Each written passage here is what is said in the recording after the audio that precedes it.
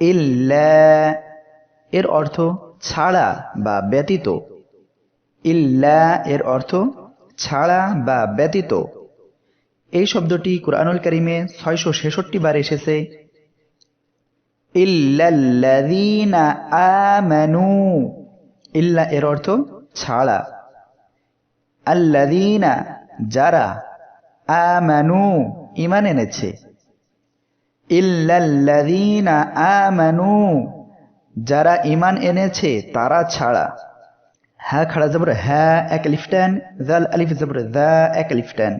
হাযা এর অর্থ হলো এই বা এইটি, এই বা এইটি। হাযা এর অর্থ এই বা এইটি।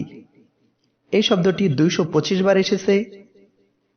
হাযা মিন ফাযলি রাব্বি, হাযা